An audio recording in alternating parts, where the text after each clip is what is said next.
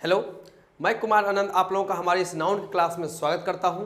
पिछले क्लास में मैंने आप लोगों के लिए स्टार्ट किया था कंपाउंड नाउन, तो उसी कंपाउंड नाउन के बेसिक को मैं दोबारा स्टार्ट कर रहा हूं और अपने उस नाउन कंपाउंड नाउन के पीक तक हम लोग पहुंचने का काम करेंगे। तो हेडिंग हम लोग क्रिएट कर सकते हैं कंपाउंड नाउन। Compound noun. अब कंपाउंड नाउन के बारे में यह समझने की कोशिश करते हैं कि कंपाउंड नाउन के नीड क्यों है, यानी कि इसकी जरूरत क्यों पड़ी कि हमें कंपाउंड नाउन बनाना चाहिए, जबकि हम लोग पहले जिस प्रकार से नाउन पढ़ते हैं उस प्रकार से भी हम लोग चाहें तो इसको पढ़ाई कर सकते थे। लेकिन इस कंपाउंड नाउन की नीड क्यों है, यानी कि जरूरत क्यों है, सबसे पहले तो हमें वो डिस्कस करना पड़ेगा। तो ऐसा इस वजह से कहा गया, जैसे सपोज डेट मैंने कहा आपको रिंग, मैंने क्या लिखा है रिंग, क्लियर। अब रिंग क्या है, यह नाउन है, रिंग नाउन है। ओके, मैंने कहा रिंग और आप समझ गए हाँ ठीक है सर रिंग की बात आप कर रहे हैं, लेकिन आप एक बार डिस्कस कीजिए। ओके, क्या ये रिंग से आपको क्लैरिटी मिल रही है कि ये रिंग जो है किस चीज का बना हुआ है।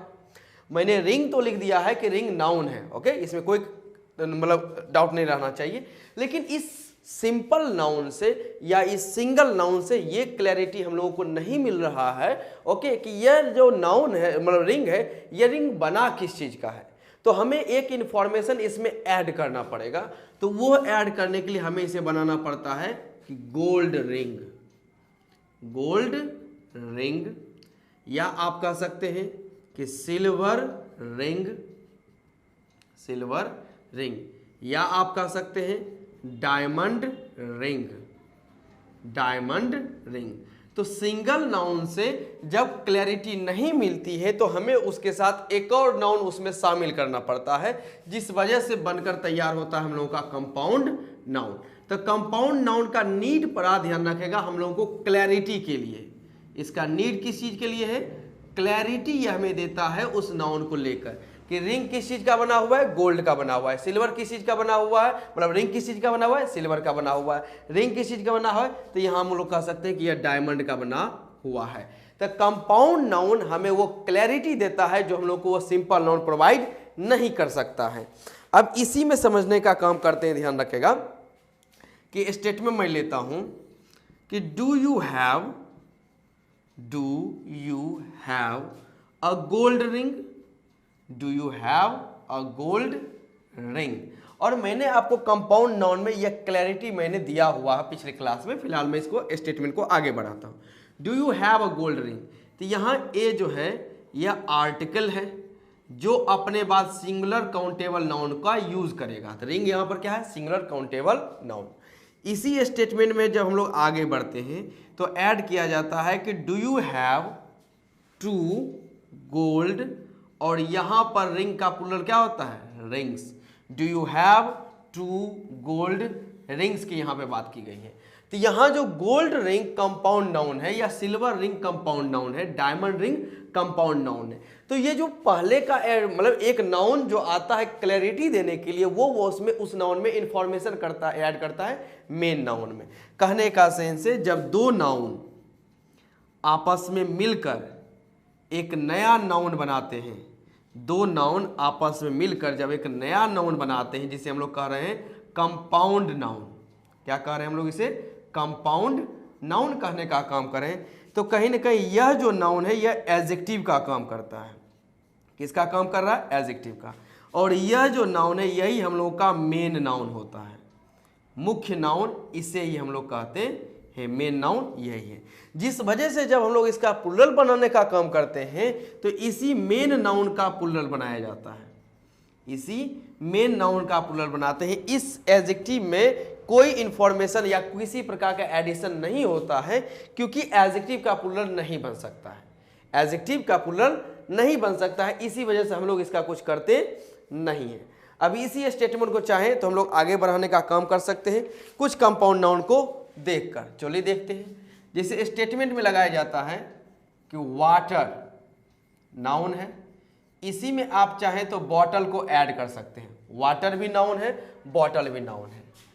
इंफॉर्मेशन क्लैरिटी देना चाहेंगे तो आप कह सकते हैं वाटर बॉटल, वाटर बॉटल कह सकते हैं।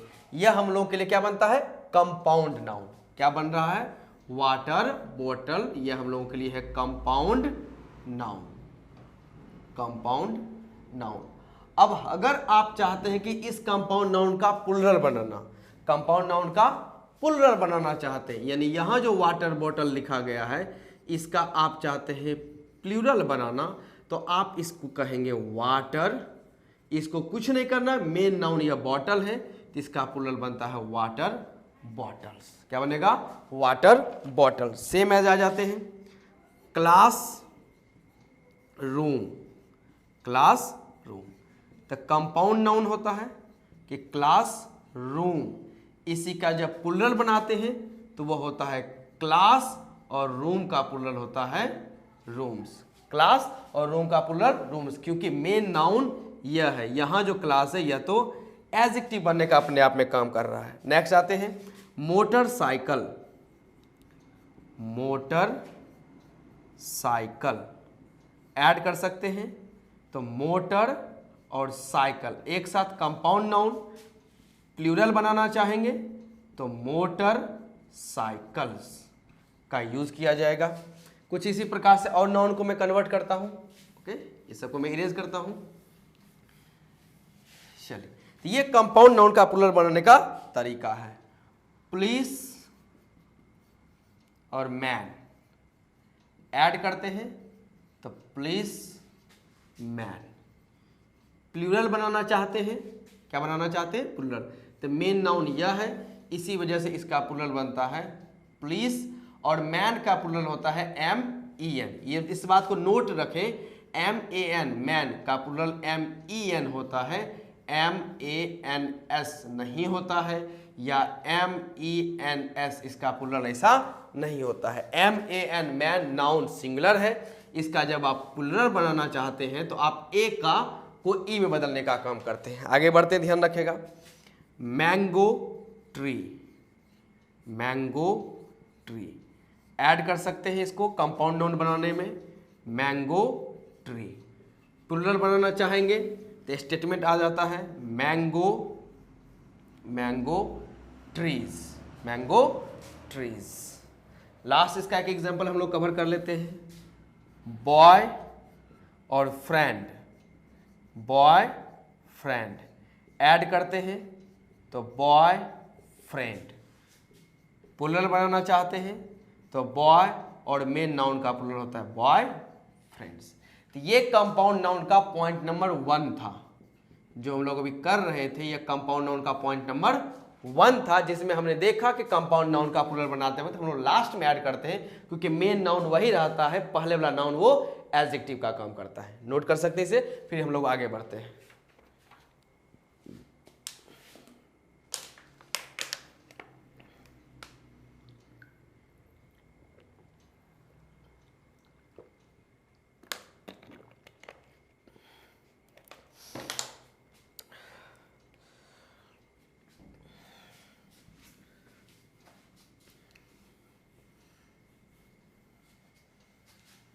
चलिए, पुलिस, अच्छा ठीक है, पुलिस से रिलेटेड मैं आपको एक टॉपिक करवा देता हूं, एग्जाम्पल ही रहेगा इसी में।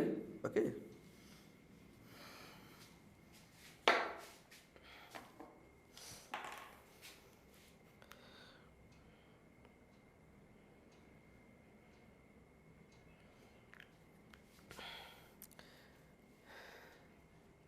चलिए इंफॉर्मेशन ऐड करते हैं एक। चलिए बात करते हैं पुलिस को लेकर, POLICE, पुलिस। अब बहुत लोग इसका प्लुरल बनाने के सेंस में POLICES, पुलिसेस कर देते हैं। पुलिस का प्लुरल बनाने में बहुत लोग इसका क्या करते हैं, इसमें एस का ऐड करते हैं, यानी पुलिसेस कर देते हैं, जो कि पॉसिबल नहीं है। क्यों पॉसिबल नहीं है, सो समझिएगा। क्योंकि यह जो पुलिस जो हम लोग लिखते हैं, यह इटसेल्फ, यह जो वर्ड है ये इटसेल्फ प्लुरल है, यह अपने आप में ही प्लुरल है। पुलिस जो है यह अपने आप में ही प्लुरल है, इसका प्लुरल बनाने का जरूरत होता नहीं है। स्टेटमेंट में देख सकते हैं, द पुलिस हैज और have arrested 2 criminals, arrested two criminals. तो यहाँ आप देख सकते हैं कि सब्जेक्ट यहाँ पे पुलिस है, सब्जेक्ट ये पुलिस है, और पुलिस जो है ये प्लूरल है, और जब सब्जेक्ट प्लूरल है तो वर्ब क्या होगा, प्लूरल होगा।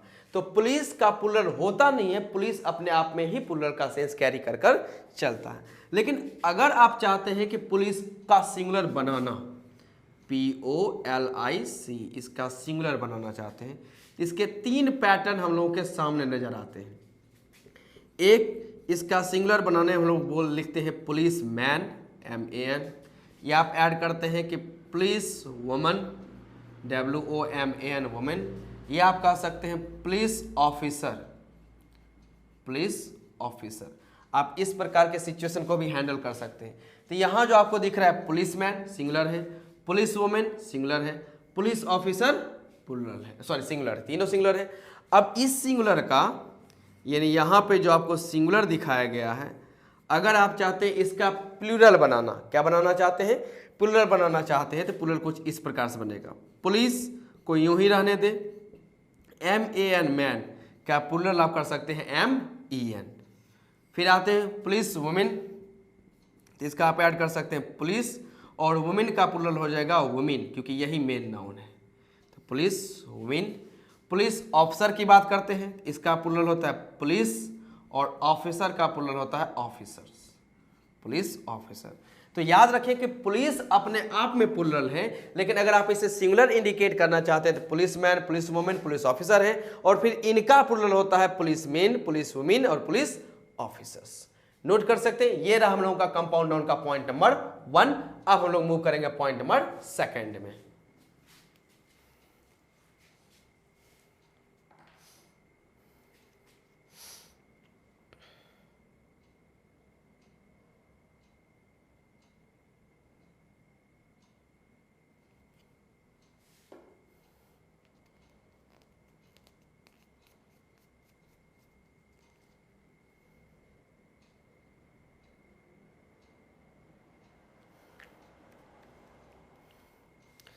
चलिए अब अपने पैटर्न में वापस लौटते हैं।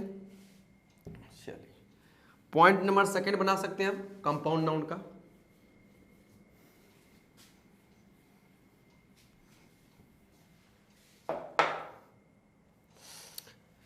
चलिए पॉइंट नंबर 2, पॉइंट नंबर 2 में इसमें भी हम लोग कंपाउंड नाउन के बारे में ही पढ़ने का काम करते हैं, लेकिन अंतर थोड़ा सा क्या है, जैसे आपके पास एक क्वेश्चन दिया जाता है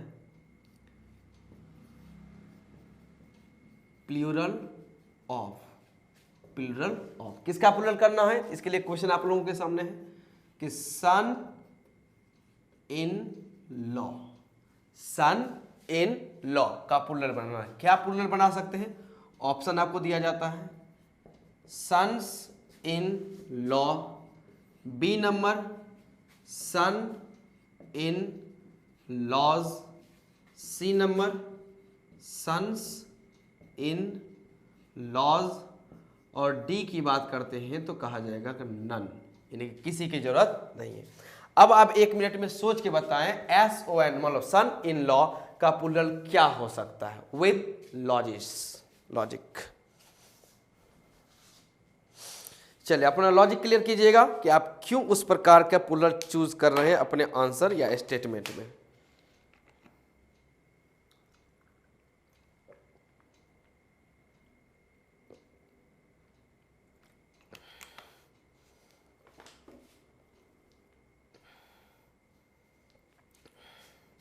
चलिए अब इसको समझने का काम करते हैं। प्लूरल बनाने में हम लोग करते क्या है, जैसे SON सन, इसका प्लूरल क्या होता है सन्स। इसका कुछ और एग्जांपल मैं देता हूं, ध्यान रखिएगा। जैसे सन इन लॉ है तो ब्रदर इन लॉ, इसका भी प्लूरल होगा, clear.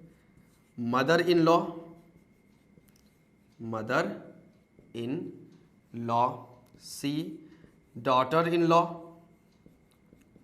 Daughter in law, D number commander in chief, commander in chief, इनका भी प्लूरल आप लोगों को बनाना पड़ेगा। यानी कि जब इसका प्लूरल आप बनाने का काम करते हैं तो साथ ही साथ आपको ये भी बताना पड़ेगा कि इसका क्या प्लूरल हो सकता है। नंबर ई में आते हैं, कोट ऑफ मेल, जिसका हिंदी होता है कवच। कोट ऑफ मेल का हिंदी क्या है? कवच से सेंस आता है। Man of war, man of war, इसका सेंस होता है कि समुद्री सेना का जहाज। समुद्री सेना का जहाज। अब आपको जब इन सबों का प्लूरल बनाना है, ध्यान रखेगा, इन सबों का क्या बनाना है? प्लूरल बनाना है, खासकर सन इन लॉ का। तो इसके पीछे आपको एक ऐसा लॉजिक देना है जिसमें से इन सभी का प्लूरल आपको याद करने की जरूरत ना पड़े। ओके, तो हमें याद नहीं करना है किसी का प्लूरल, हमें इस बात को समझना है कि इसका प्लूरल किस प्रकार से बनाया जा सकता है। तो नॉर्मली अभी सबको मैं साइड रखता हूं। ओके, इसका जो होगा वो बाद में देखा जाएगा। अब देखते हैं, जैसे सन का प्लूरल बनाना है, SON, तो क्या होता है? लास्ट में हम लोग लगाते एस। क्या लगाते हैं? एस। बॉय है तो लास्ट में क्या लगाएंगे? बॉयज। डॉटर है तो लास्ट में हम लोग क्या लगाते हैं? डॉटर्स। ऐसा ही नहीं करते हैं हम लोग, जब प्लूरल बनाने का काम करते हैं तो लास्ट में हम लोग क्या लगाते हैं? एस लगा के हम लोग सोचते हैं प्लूरल है। तो यहां बात करते हैं सन in law, son in law. तो एक काम करते हैं, इसके लास्ट में हम लोग एस लगा देते हैं। इसके लास्ट में क्या लगा देंगे? एस। जैसे सन के लास्ट में एस लगा, बॉय के लास्ट में एस लगा, डॉटर के लास्ट में एस लगा, तो सन इन लॉ के लास्ट में भी एस लगा देते हैं। यानी कि अगर हम लोग चाहें तो सन इन लॉज हम लोग अपना आंसर चूज कर सकते हैं, इसमें कोई डाउट रहना नहीं चाहिए। या हो सकता है आपका आंसर हो सन्स इन लॉज, कि आपका चाहते हैं दोनों जगह लग जाए। या आपके माइंड में आता है नहीं सर, सन का प्लूरल सन्स होता है तो सन्स इन लॉ। मेरा कहना यह है कि आप चाहे जो भी आंसर क्लिक करते हैं, चाहे बी हो, सी हो, ए हो, बी हो, सी हो, कोई भी आंसर क्लिक करते हैं, तो उसका आंसर क्लिक करने के पीछे आप अपना क्या लॉजिक देना चाहेंगे? कोई रीजन तो होगा कि जिस वजह से, ऐसा तो है नहीं कि आप कहेंगे नहीं सर ऐसा होता है, ऐसा लिखा जाता है, ऐसा ही होना चाहिए। ये सब लॉजिक तो कम करने वाले हैं नहीं। अगर इस लॉजिक पे चले तो ग्रामर में ऐसे अनेकों रूल्स पड़े हुए हैं जिसको आपको याद करना पड़ेगा, और जिसको हम लोग याद करने की कोशिश करते हैं उसको भूलना ऑटोमेटिक है। समझने वाला अगर आपके पास कोई माइंड सेट है, अगर आप समझते तो उसको नहीं भूलते, लेकिन जिसको आप याद करते हैं उसको भूलते जरूर है। तो हमें सन इन लॉ का प्लूरल ध्यान रखेगा, याद नहीं करना है, समझना है। तो मैं अब आप लोगों को समझाने का काम करता हूं। ओके, अब समझते हैं। जैसे स्टेटमेंट में कहा गया है कि सन इन लॉ, इसको समझें आप, क्या कहा गया है? इन प्रीपोजिशन है। इन क्या है? प्रीपोजिशन है। क्लियर? प्रीपोजिशन के बाद क्या आता है? ऑब्जेक्ट। इन प्रीपोजिशन है और प्रीपोजिशन के बाद क्या आता है? ऑब्जेक्ट। तो यहां पर यह जो लॉ है ये क्या है? ऑब्जेक्ट। और आपको मालूम है कि प्रीपोजिशन के बाद जब हम लोग ऑब्जेक्ट का यूज करते हैं तो ऑब्जेक्ट के प्लेस पे कौन आता है? नाउन आता है। कौन आता है? नाउन। तो यहां प्रीपोजिशन के बाद क्या है? लॉ नाउन का काम करेगा। तो इन प्रीपोजिशन है, लॉ क्या है? नाउन है। अब एक बात सोचिए, अगर मैं आपको कहूं कि इसको आप एक साथ रखें, इन लॉ को आप एक साथ रखें, क्या करें? इन लॉ को एक साथ, तो आप ये कह सकते हैं इसे प्रीपोजिशनल फ्रेज। क्या कह सकते हैं? Prepositional phrase. याद कुछ आया कि मैंने अभी आपको हाल फिलहाल के पिछले क्लास में मैंने आपको फ्रेज के बारे में डिस्क्राइब किया था कि इन और लॉ ये दो वर्ड से है, और दो वर्ड से तो वो फ्रेज बनने का काम करेगा। दो वर्ड से तो वो कौन सा काम करेगा? फ्रेज बनने का काम करेगा। और यह फ्रेज जो है स्टार्ट किससे हो रहा है? प्रीपोजिशन से। किससे स्टार्ट हो रहा है? प्रीपोजिशन से। इसी वजह से इसे हम लोग क्या कहते हैं? Prepositional phrase. कौन सा फ्रेज कहते हैं? Prepositional phrase. और इसी में मैंने आपको एक और इंफॉर्मेशन दिया था कि प्रीपोजिशनल फ्रेज दो प्रकार का निकल के आते हैं। एक हम लोग कहते हैं एडजेक्टिव फ्रेज, एडजेक्टिव फ्रेज, और एक हम लोग कहते हैं एडवर्ब फ्रेज, एडवर्ब फ्रेज हम लोग इसे कहते हैं। अब आप कहेंगे सर ये नाउन में या इसमें ये कहां से आ गया कि सब फ्रेज और प्रीपोजिशनल फ्रेज? तो कहां से आ गया उसका रीजन आपको जस्ट मालूम हो जाएगा। तो इन लॉ अगर प्रीपोजिशनल फ्रेज है, जो कि है, इन लॉ प्रीपोजिशनल फ्रेज है, तो इस प्रीपोजिशनल फ्रेज में या तो ये एडजेक्टिव का काम करेगा या तो ये एडवर्ब का काम करेगा। या किसका काम करेगा? एडजेक्टिव का या तो एडवर्ब का। और एक बात आप याद रखें, प्लूरल ना एडजेक्टिव का बनता है और प्लूरल ना ही एडवर्ब का बनता है। प्लूरल दोनों में से किसी का भी नहीं बनता है, चाहे वो एडजेक्टिव हो चाहे वो एडवर्ब हो। तो कहने का सेंस है कि इन लॉ अगर एडजेक्टिव फ्रेज हुआ तो भी प्लूरल नहीं बनेगा, यानी इसके लास्ट में आप एस नहीं लगा सकते, और एडवर्ब अगर बन रहा है तो भी आप इसका प्लूरल नहीं बना सकते हैं, क्योंकि एडवर्ब का भी प्लूरल होता नहीं। तो किसी भी सिचुएशन में इन लॉ के लास्ट में तो एस लगने वाला नहीं है, यानी ये ऑप्शन भी गया और ये ऑप्शन भी गया, दोनों कट हो गया, बचा आपके पास ए और डी नन। तो समझते यहां सन जो है यह नाउन है। क्या है? नाउन। तो ये जो प्रीपोजिशनल फ्रेज है ये किसके बारे में बता रहा है? इसी सन के बारे में। किसके बारे में? इसी सन का। एक तो सन का हिंदी हम लोग कहते हैं बेटा, लेकिन यहां सन इन लॉ का एक अलग मीनिंग निकल के आता है, एक अलग मीनिंग निकल के आ रहा है, यानी कहीं ना कहीं इस सन में कोई जानकारी ऐड किया गया है, इंफॉर्मेशन सबमिट किया गया है। और अगर आप नाउन में इंफॉर्मेशन देते हैं, नाउन में क्या देते हैं आप? इंफॉर्मेशन देते हैं, तो हम लोग उसे कहते हैं एडजेक्टिव फ्रेज। कौन सा फ्रेज कहेंगे? Adjective phrase. वो एडवर्ब फ्रेज तो नहीं है। तो आप ये कह सकते हैं कि सर यहाँ पर इन लॉ जो है ये तो एडजेक्टिव फ्रेज है, और एडजेक्टिव फ्रेज है तो इसका प्लूरल बनेगा ही नहीं। तो यह जो सन नाउन है यही हम लोगों का मेन नाउन है। क्या है? यही हम लोगों का मेन नाउन है। और जब मेन नाउन यही है तो प्लूरल भी इसी का होगा। जब मेन नाउन यही है तो प्लूरल भी इसी का बनना चाहिए। इसी वजह से सन का प्लूरल क्या हो जाएगा? सन्स। तो आंसर होता है सन इन लॉ। तो सन इन लॉ का जो प्लूरल बन के आता है वो बनेगा sons in law. Sons in law. तो आप इसको समझने का काम करें। सन इन लॉ का आप चाहे तो डायरेक्ट आंसर याद कर सकते हैं कि sons in law. Son in law का प्लूरल क्या होता है? Sons in law. ऐसा हम लोग बुक में देखते भी हैं, लिखा हुआ भी है, और याद भी हम लोग को करवाया जाता है या करते हैं। लेकिन समझने की बात करें तो कितना अच्छा सा कॉन्सेप्ट है। कहाँ से phrase, prepositional phrase, adjective phrase और एडवर्ब फ्रेज इसमें आ चुका है। इसीलिए मैंने आपको इससे पहले मैंने फ्रेज और फ्रेज से पहले मैंने आपको पार्ट्स ऑफ स्पीच करवाया। तो जो भी क्लासेस मैं आप लोगों को करवा रहा हूं वो मैं एक शेड्यूल वे से लेते हुए जा रहा हूं ताकि समझने का काम करेंगे।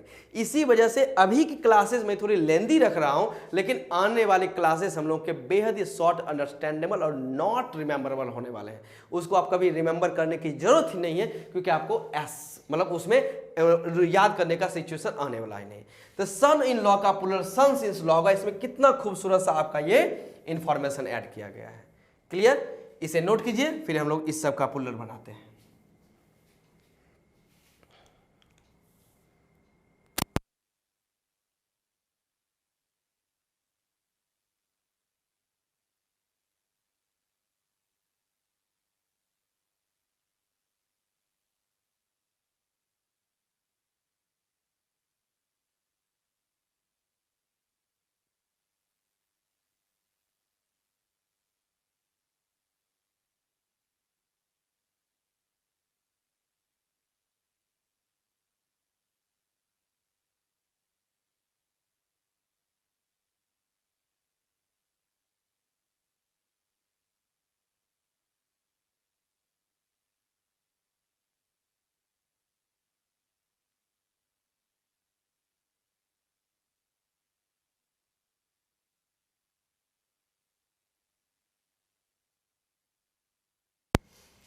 चलिए इन सब का हम लोग प्लूरल बनाने का काम करते हैं।